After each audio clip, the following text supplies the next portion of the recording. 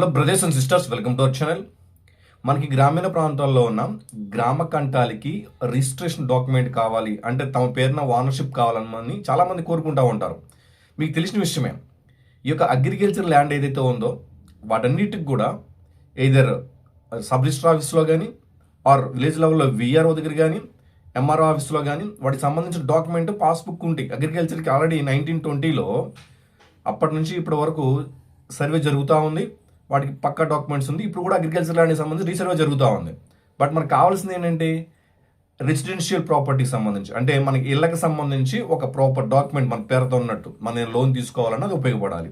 అంటే ఇప్పుడున్న గ్రామ కంటాలని మనము ఎక్స్టెండ్ గ్రామ కంటాలుగా సంయుక్త సర్వే చేసి ఆ యొక్క ప్రాపర్టీని ఒక ఓనర్ ఎవరైతే యజమాని ఉన్నారో యజమాని పేరున దానికి సంబంధించి 3 సెంట్లో 2 సెంట్లో ఉంటే దానికి సంబంధించి ఈ ప్రాపర్టీ వీలది అని చెప్పేసి ప్రాపర్టీ ఓనర్షిప్ కార్డు మాత్రం ఇవ్వడం జరుగుతూ ఉంది.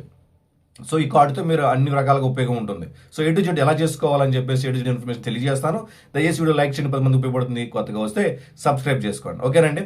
టాపిక్లో భాగంగా మీకు స్క్రీన్ మీద చూపించిన ఇక్కడ సమిత్వ ఏపీ సర్వే ప్రాజెక్ట్ అండి. ఇది యాక్చువల్గా దేశవ్యాప్తంగా జరుగుతూ ఉంది. ఇది సెంట్రల్ గవర్నమెంట్కి సంబంధించిన ఒక ప్రాజెక్ట్. ఇది సర్వే ఆఫ్ ఇండియా వరకు కండక్ట్ చేస్తా ఉన్నారు అన్ని రాష్ట్రాల్లో కూడా. సౌత్ ఇండియా కావచ్చు, నార్త్ ఇండియా కావచ్చు, ఇప్పుడు మన ఆంధ్రప్రదేశ్లో కూడా జరుగుతూ ఉంది. యాక్చువల్గా ఇది 2000లో ప్రాజెక్ట్ కంప్లీట్ చేశారు. దానికి సంబంధించి 2021 ఏప్రిల్ 24న దీనిని అంటే దేశవ్యాప్తంగా అన్ని రాష్ట్రాల్లో కూడా మొదలు పెట్టడం జరిగింది. పైలట్ ప్రాజెక్ట్ 2020లో వచ్చింది. సో దీనికి సంబంధించి ఇది ఎలా చేసుకోవాలి అంటే యాక్చువల్గా ఒక డ్రోన్ ఉంటుందండి. ఆ డ్రోన్ ద్వారా మనకి ఈ యొక్క ఏవైతే గ్రామ గంటాలు ఉన్నాయో అన్నింటినీ అంటే ఆ విలేజ్ మొత్తాన్ని మనం ఎలా అంటాం దాన్ని విలేజ్ పార్సిల్ మ్యాపింగ్ అంట, విపిఎం, విలేజ్ పార్సిల్ మ్యాపింగ్ అంటాం. విలేజ్ మొత్తాన్ని డ్రోను ఫొటోస్ తీస్తూ ఉంటుంది. ఆ ఫొటోస్ మనం జూమ్ చేసుకున్న విత్ లెంత్ బెర్త్ సహా మొత్తం వచ్చేస్తూ ఉంటాయి అనమాట. అంటే ఇప్పుడు జరిగేది ఏంటి, ఒకవేళ మీది ఒక ఊరండి, ఒక గ్రామం. ఆ గ్రామంలో మీకు విలేజ్ మొత్తం డ్రోన్ ద్వారా ఫోటో తీసిన తర్వాత ఆ ఫోటోలు తీసిన తర్వాత వాటిని తీసుకొని అంటే యాక్యురేట్గా ఏమైనా ఎర్రర్స్ ఉన్నాయి లేదని ఫీల్డ్ వెరిఫికేషన్కి వస్తారు. ఫీల్డ్ వెరిఫికేషన్ ఎవరు వస్తారంటే పంచాయత్ సెక్రటరీ వస్తారు, ఇంజనీరింగ్ అసిస్టెంట్, అలాగే సర్వేయరు, అలాగే విఆర్ఓ గారు. ఈ నలుగురు వస్తారు. ఈ టీము అధికార యంత్రాంగం. వీళ్ళు అధికార యంత్రాంగం ఎక్కడండి, మన ఫీల్డ్కి వచ్చే యంత్రాంగం.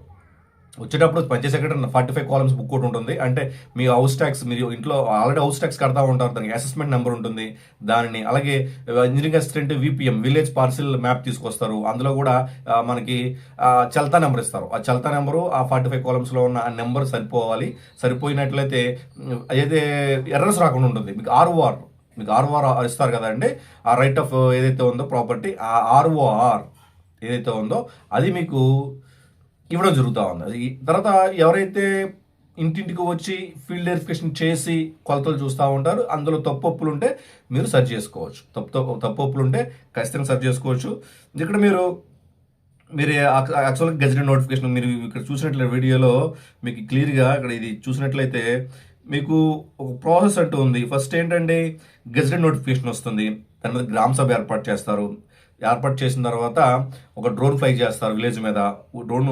డ్రోన్ ఏదైతే ఫొటోస్ తీస్తుందో ఆ ఫొటోస్ని గ్రౌండ్ ట్రూతింగ్ అంటే వ్యాలిడేషన్, ఆ ఫొటోస్లో వచ్చినవన్నీ కరెక్టా ఏమైనా ఎర్రర్స్ ఉన్నాయని చెప్పేసి ఒక నలుగురు వీఆర్ఓ గారు, Panchayat secretary, surveyor, engineering assistant నలుగురు వచ్చి వ్యాలిడేషన్ చేస్తారు. తర్వాత అందులో తప్పులు ఉంటే మీరు అప్పీల్ చేసుకోవచ్చు. ఆ తర్వాత సెక్షన్ 13 నోటిఫికేషన్ రిలీజ్ చేస్తారు. డ్రాఫ్ట్ అప్లికేషన్ ఆర్ఓఆర్ సంబంధించి ఈ ఓనర్షిప్ వీల్ అని చెప్పి చేస్తూ ఉంటారు.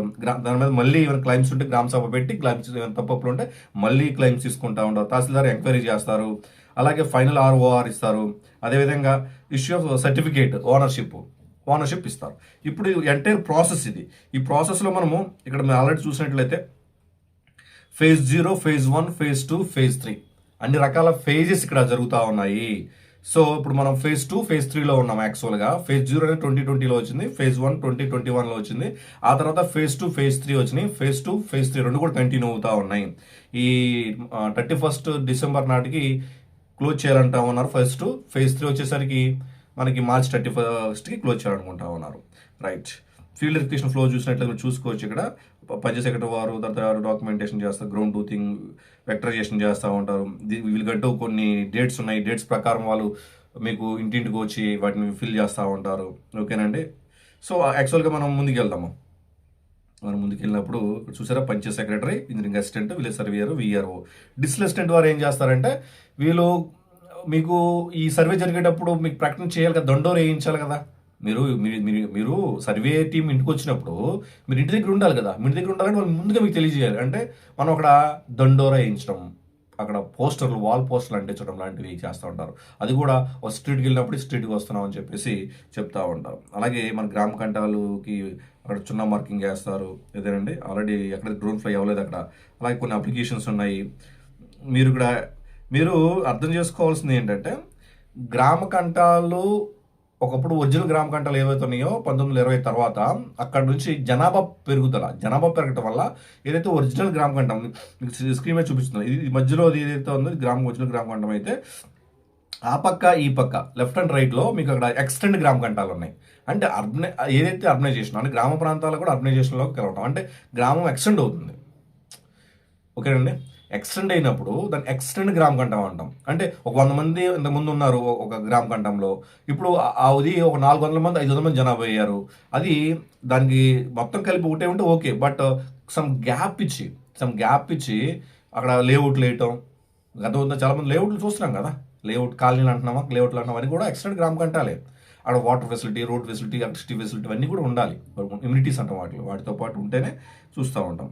ఇక్కడ మీరు గ్రామ కంఠం చూసుకోవచ్చు, ఎక్స్టెండ్ గ్రామ కంఠాలు చూసుకోవచ్చు. ఓకేనండి, ఇక్కడ మీరు చూసినట్లయితే చూసారా, అంత క్లియర్గా మనకి ఒక విలేజ్ ఎలా కనిపిస్తుంది ఏంటి. ఇక్కడ మీరు చూసారు, ఇది గ్రామ కంఠం. జీకే అంటే గ్రామ కంఠం, ఇదంతా గ్రామ కంఠం అండి ఈ పిక్చర్లో కనిపించేది. ఓకేనా. సో నెక్స్ట్ చూస్తే ఇక్కడ ఈజీకే1, ఈజీకే3, ఈజీకే2 కనిపిస్తున్నాయి కూడా ఎక్స్టెండ్ గ్రామ కంఠాలు. అవన్నీ కూడా ఎక్స్టెండెడ్ గ్రామ కంఠాలు. అదేవిధంగా ఇక్కడ మీకు డాట్స్ కనిపిస్తుంది రెడ్ మార్క్లో చూసారా, అవన్నీ సరిహద్దులు గ్రామ కంఠాలని డాట్ చేశారు చూసారు నీట్ క్లియర్గా. సో ఎక్స్టెండ్ గ్రామ కంఠాలని ధృవీకరించినట్టు.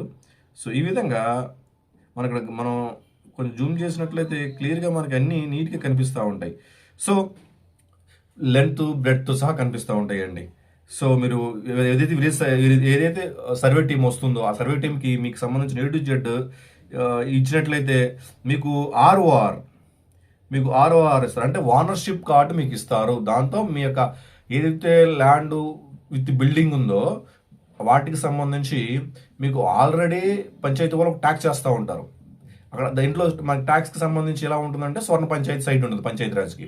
ఆ స్వర్ణ పంచాయతీ ఏదైతే పంచాయతీ అందులో మనకి స్వామిత్వాన్ని కొత్త ఇంటిగ్రేటెడ్ చేశారు. స్వామిత్వాన్ని అంటే అర్థం ఏంటి, పంచాయతీరాజు ఏదైతే డిజిటల్ ప్లాట్ఫామ్ ఉందో వెబ్సైట్, అందులోనే మీకు సంబంధించి సర్వే చేసిన డీటెయిల్స్ అన్నీ అందులో ఫిల్ చేస్తారు.